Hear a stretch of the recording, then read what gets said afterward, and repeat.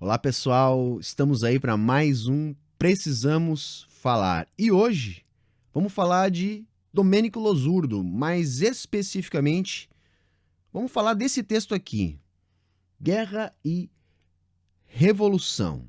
Vamos fazer uma pequena resenha e comentar a importância da leitura desse autor, sobretudo no atual momento que nós estamos passando. Então, convido todo mundo para já deixar seu like, compartilhar o link desse vídeo nas suas redes sociais e acompanhar conosco aqui até o final, porque o papo, eu garanto, é bastante interessante.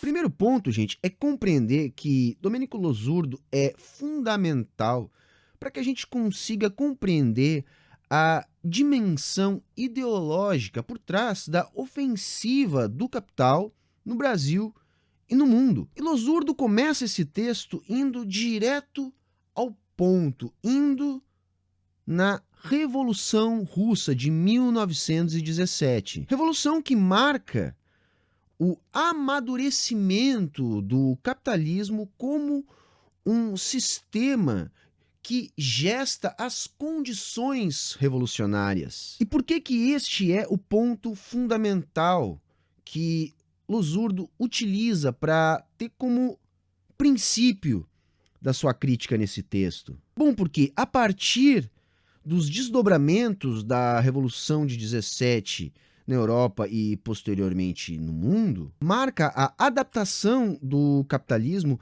a contra-revoluções preventivas para evitar a onda revolucionária que se deu, por exemplo, na virada para o século XX. Então vejam, além da espada, a ideologia também sustenta o capital. Seria inviável manter o controle sem a participação de parte dos controlados. É nesse sentido que controlar as ideias é rigorosamente fundamental. Losurdo sofre todo tipo de preconceito e censura em função de demonstrar com frieza a construção do mundo das ideias liberal. Vejam, não se trata de uma avaliação moral da história do mundo. Losurdo não faz um juízo de valor. Os mais desavisados até podem entender como uma passação de pano para aquilo que é comumente entendido como atrocidades. Mas vamos entender da seguinte maneira: é um relato, é uma demonstração da violência que constitui um mundo baseado na propriedade privada. Trata-se de uma avaliação não idealizada, amparada na luta pela posse do produto do trabalho social. Trata-se de uma avaliação materialista, portanto. Nesse sentido, Losurdo mostra a função do revisionismo histórico, que ajuda a construir e a sustentar a organização de uma sociedade baseada na propriedade privada dos meios de produção. Losurdo mostra, portanto, a utilização da história como uma ferramenta ideológica visando a manutenção da ordem social. E aí eu estou falando ordem, gente, no sentido de hierarquia. Losurdo não ataca o revisionismo vulgar. Ele ataca, na verdade, os pais desse. Ele mostra como se traveste em progressismo, em centrismo, em algo de vanguarda, aquilo que existe para dar sustentação ideológica a um mundo organizado a partir dos interesses de classe. Nesse sentido, Losurdo mostra o apagamento da história de elementos que mais evidenciam a luta de classes e a natureza violenta da construção do mundo liberal. Vejam, no Contra-História do Liberalismo, Losurdo mostra que os princípios do liberalismo nada tem a ver com liberdade, e sim com propriedade.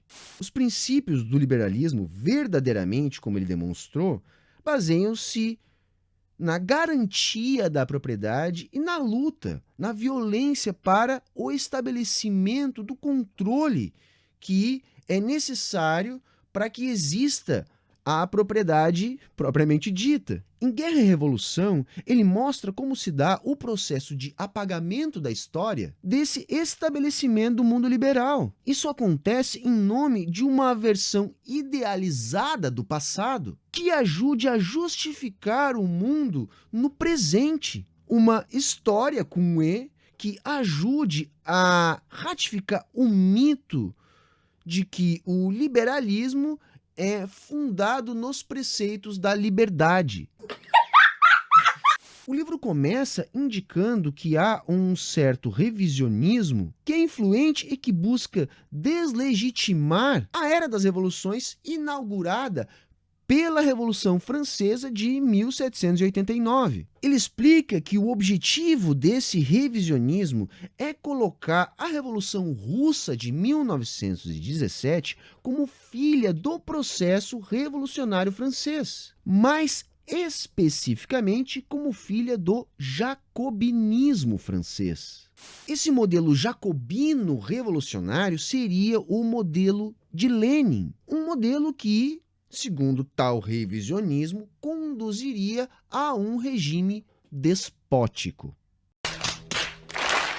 Segundo esse revisionismo, um certo utopismo revolucionário conduziria a regimes autoritários. Faria da inevitável mudança que viria da modernização das relações sociais uma revolução sangrenta que descambaria para disputas políticas onde o cerceamento da liberdade tornar-se-ia tônica. Estão entendendo, então, o modelo francês, mais especificamente o jacobino, conduziria ao totalitarismo. Portanto, é um modelo que deveria ser preterido em relação a outros modelos de transformação da sociedade mais modernizantes. Modelos que não implicariam em cerceamento da liberdade. Nesse sentido, Losurdo mostra que esse determinado revisionismo defende que o modelo idealizado deve ser o modelo norte-americano, o modelo constituído a partir da idealização da Revolução Americana. Não só da Revolução Americana, tá? Também da Revolução Gloriosa, ou de momentos da Revolução Gloriosa, ou até mesmo momentos da Revolução Francesa, mas jamais o período do terror jacobino. O jacobinismo aniquilaria os próprios revolucionários na busca pelo poder, como aconteceu na França e como depois se repetiu na União Soviética, na visão dos revisionistas. O grande incômodo é que Losurdo deixa claro como o revisionismo recorta a história das revoluções que deveriam servir de modelo, de modo a esconder a violência que garante a paz dos proprietários em nome da modernização das relações de produção. Se transforma a violência em modernização. Estão entendendo? A violência revolucionária só é ruim se interfere no direito de propriedade. Se apenas garante a expansão da propriedade de já proprietários, aí tudo certo. Nesse sentido, é comum encontrarmos defesas sofisticadas baseadas em suposta superioridade moral que idealiza um mundo onde as transformações sejam naturais ou, no máximo, fruto de um embate civilizado em meio às transformações, classificando como extremismos as posições que transformam a realidade fora desse esquema. No Brasil, a maior expoente dessa corrente de revisionismo é Hannah Arendt. Ela, em sua noção de totalitarismo, coloca em pé de igualdade nazismo e socialismo. Vejam, Losurdo destrói a categoria de Hannah Arendt do totalitarismo no texto Crítica à Categoria do Totalitarismo. Eu mesmo já fiz uma série de vídeos aqui no canal explicando como que ela faz essa construção e por que está errado. Vou deixar aqui, para maiores informações, a série no comentário fixado. E em Guerra e Revolução, ele mostra que essa categoria também é utilizada pelo revisionismo, que, no limite, coloca o nazismo como filho da Revolução Russa de 1917. Sabia não? Como uma reação ao socialismo soviético, que, se vocês entenderam, é filho do jacobinismo. É importante a crítica à categoria do totalitarismo porque ela faz 2 gols para os liberais. Primeiro, dissocia o nazismo do seu verdadeiro pai, o capitalismo. Segundo, criminaliza o socialismo. Coloca que o nazismo, na verdade, é culpa dele. Por isso que eu disse que é um revisionismo sofisticado. Hannah Arendt circula facilmente nos meios progressistas. Estão entendendo, minha gente? Revisionismo histórico não é só o Narlock. Ele tem um público-alvo muito específico e não letrado. O problema está na Hannah Arendt, por exemplo. Porque é de lá que saem as proposições codificadas para esse público-alvo específico do Narlock. Não só dela, vai. Eu estou aqui falando da Hannah Arendt porque ela é o exemplo mais conhecido no Brasil. O Losurdo dá vários outros exemplos no texto. Gente, a sutileza do revisionismo se transforma em poderosa ferramenta que, no limite, justifica a colonização, a escravidão. É para isso que se presta. Se omitem as lutas, a violência, e se resume tudo a um processo de ocidentalização do mundo. Algo que pode ser confundido com modernização. Algo supostamente menos violento que as transformações oriundas lá da tradição jacobina. E é por isso que o Losurdo incomoda tanto, porque ele mostra com clareza a violência dos processos ditos naturais. Ele mostra a crueldade dos processos defendidos pelos ideólogos liberais. Por isso que eu digo, gente, que não se trata de uma leitura moral da história. É sim uma leitura materialista. Uma leitura que mostra como se deu claramente a construção da classe dominante e como se dá a manutenção da ideologia que ajuda a sustentar a classe dominante no poder. Então, por isso que é fundamental a leitura. Está aqui a indicação de hoje, Domênico Losurdo, Guerra e Revolução. Saiu pela Boitempo e é fácil de encontrar para vender.